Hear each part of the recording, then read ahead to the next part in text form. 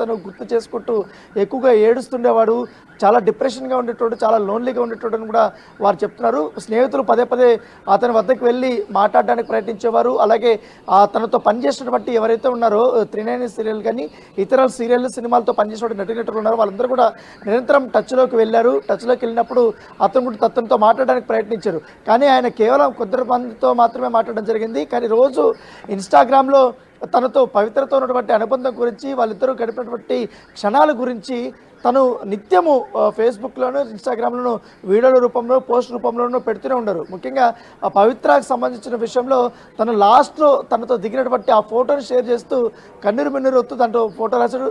నాన్న నీతో దిగినటువంటి last photo ఇదే అంటూ కూడా తను పోస్ట్ పెట్టాడు. ఆ పోస్ట్ చూసిన తర్వాత నటీనటులందరూ కింద కామెంట్ సెక్షన్స్లో వారు కూడా చాలా బాధపడుతూ వాళ్ళు కామెంట్స్ చేసినటువంటి నేపథ్యం కాబట్టి ప్రస్తుతం చందుకు సంబంధించినటువంటి డెడ్ బాడీ ఇక్కడే ఉస్మానియా మార్చురీలో ఉంది.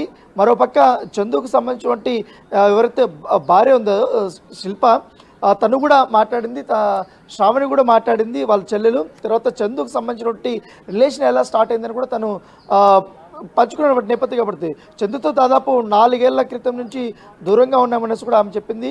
చందు సూసైడ్ చేసుకుంటాడనేసి నేను అస్సలు అనుకోలేదు. మా ఇద్దరిది ప్రేమ వివాహం, కానీ నేను చాలా బాగుండేవాళ్ళం మేము.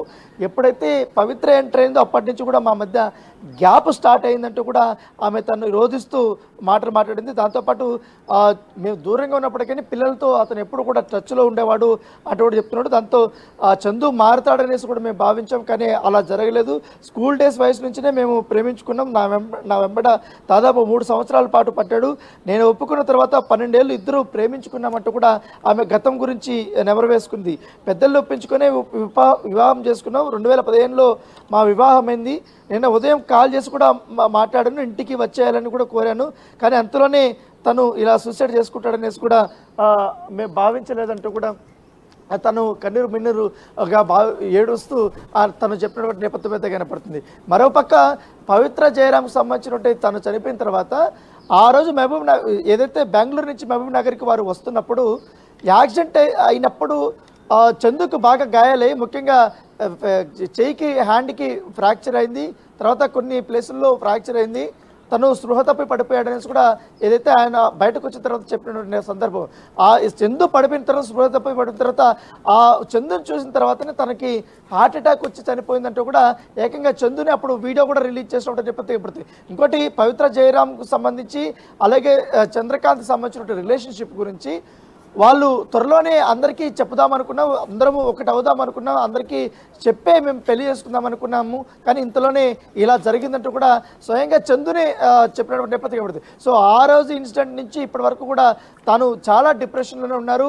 నేను ఉదయం ఫ్రెండ్స్ ఫోన్ చేశారు, తనకు ఫ్యామిలీ మెంబర్స్, తను వైఫ్ శిల్ప వీళ్ళందరూ కూడా ఫోన్ చేసినా కూడా తను చాలా నిరుత్సాహంగా ఉన్నారు, చాలా బాధపడుతున్నాడు అనేసి కూడా వారు చెప్తున్నటువంటి నేపథ్యం. అయితే ఈ కేసుని పోలీసులు అనేక కోణాల్లో కూడా విచారణ చేపట్టారు. చందుకు సంబంధించినటువంటి ఫోన్స్ ఏదైతే ఆ ఫోన్లో ఉన్నటువంటి డేటాను కూడా వారు చూస్తున్నారు.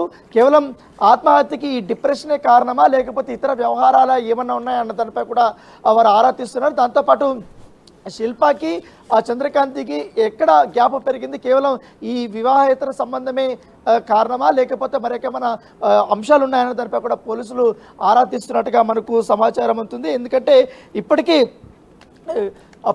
పిల్లలు కానీ వీళ్ళందరూ కూడా చందుతో కలిసి ఉండే ఉంటారు. కానీ ఈ రకంగా జరిగిందంటూ కూడా చంద్రకాంత్ సంబంధించినటువంటి తల్లి కూడా ఇట్లా వాపోయినటువంటి నేపథ్యం అయితే కనపడుతుంది. అయితే చంద్రకాంత్ సంబంధించినటువంటి వారి అమ్మాయి ఎవరైతున్నారో ఆ అమ్మాయి చాలా రోధిస్తూ ఒక మాట అన్నది, డాడీతో నిన్న కాల్ చేసి మాట్లాడాను, తమ్ముడిని కూడా బాగా చూసుకొని నాకు చెప్పాడు, నాకు ధైర్యంగా చెప్పాడు, బాగా చదువుకోవాలని చెప్పాడు.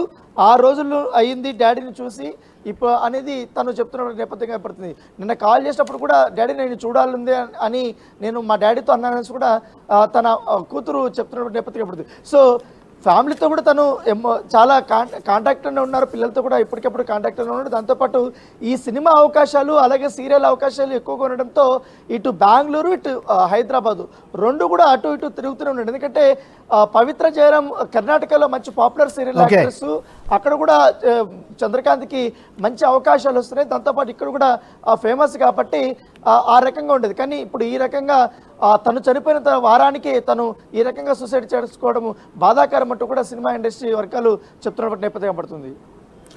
Right, thank you Rana.